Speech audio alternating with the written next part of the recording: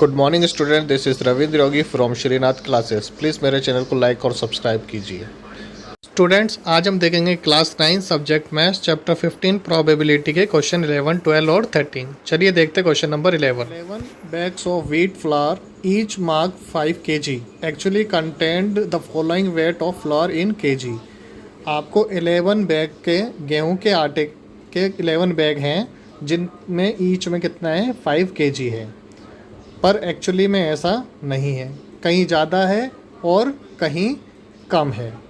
जैसे 4.97 थोड़ा कम है, अगला 5.50 ये इससे थोड़ा ज़्यादा है, इसी तरह और कहीं 5 भी है।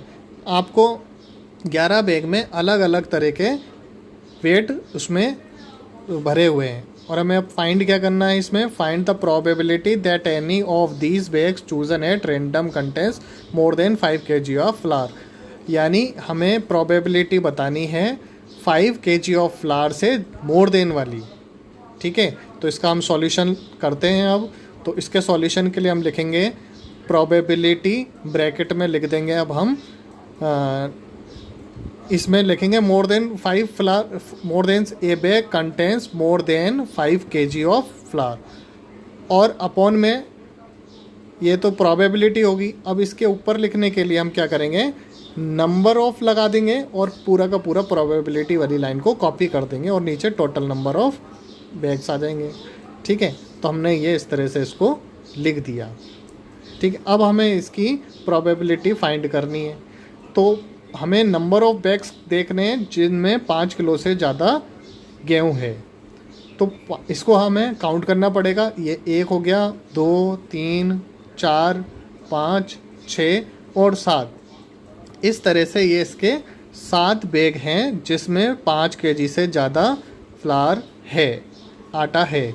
और टोटल नंबर ऑफ बैग्स कितने हैं, 11, जैसा कि ऊपर मेंशन था। तो इसका आंसर हो जाएगा 7/11। Number 12 in question 5 example 14.2 you were asked to prepare a frequency distribution table regarding the concentration of sulfur dioxide in the air in parts per million of a certain city for 30 days.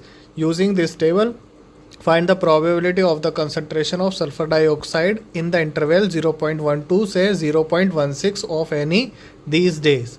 तो इसमें हमें question number 12 के अंदर question number 12 में example 14.2 का question number 5 दिया, जिसमें हमें सल्फर डाइऑक्साइड की कंसंट्रेशन की डिस्ट्रीब्यूशन टेबल दी हुई है। ठीक है, तो इसमें जो 30 डेज़ के लिए है, तो इसमें हमें फाइंड करनी है प्रोबेबिलिटी कंसंट्रेशन सल्फर डाइऑक्साइड की जो इंटरवल 0.12 से 0.16 में है। तो सबसे पहले हम इसे सॉल्व करने के लिए ये डिस्ट्रीब्यूशन टेबल को बनाएंगे। ठीक है, ये डिस्ट्रीब्यूशन टेबल है जो क्वेश्चंस में दी गई है एग्जाम्पल 14.2 में। अब इसे सॉल्व करने के लिए सबसे पहले हम सॉल्यूशन लिखते हैं और यहाँ पर प्रोबेबिलिटी लिखते हैं किसकी, जो ये कंसंट्रेशन ऑफ सल्फर डाइऑक्साइड है इसकी इंटरवल 0.12 से 0.16 में इस डेज में।